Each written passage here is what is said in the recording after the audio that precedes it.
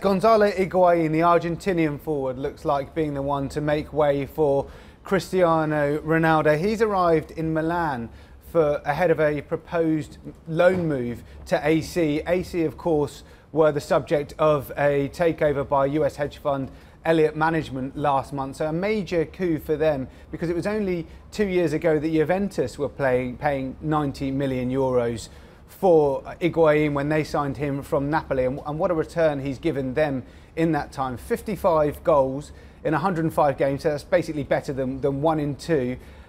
But it is a strange move in some regards, because he's moving to AC Milan away from Juventus. Juventus have won the League and Cup double for the past 4 seasons, and he's now not going to be playing in the Champions League. He's going to be playing in the Europa League, and that's just a sign of how far Milan have fallen, the 7 times European champions. But this is a great coup for Elliott Management, because they've got a player of that quality, because they want to be challenging for major honours against Juventus. So this could be a sign that AC Milan are on the way back. Adam, it seems to be crunch time for investors on the corporate reporting front, but I think it's crunch time for some of the big sporting teams too. There's about a week left on the transfer window for Premier League.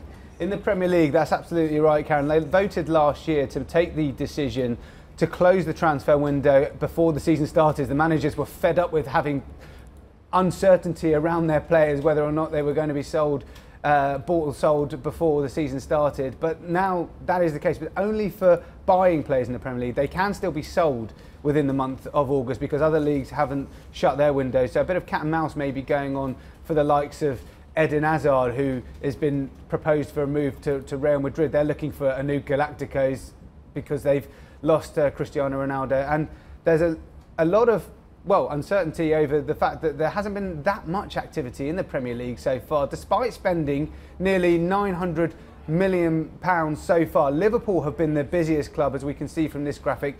That equates to about $212 million. 4 major signings for them, including a world record fee for that man in the picture, the Brazilian goalkeeper Alisson. And a bit confusing as well, maybe, not to see the likes of Chelsea. They're low down on the list, but that's the only deal they've done. And Riyad Mahrez, that's the only deal Manchester City have done.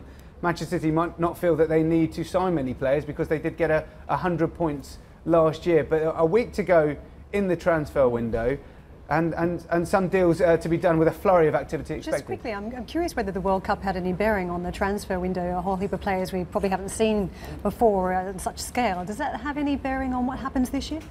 Quite often you'll find that the World Cup does have an effect, because there's a premium put on players. But the way that the scouting networks work now is that far and wide, players are known to clubs. A player having a good World Cup can definitely put a premium on that. But because, I think we've discussed on the programme before, there wasn't really anyone to stand out hugely at the World Cup, but bargains are there to be had.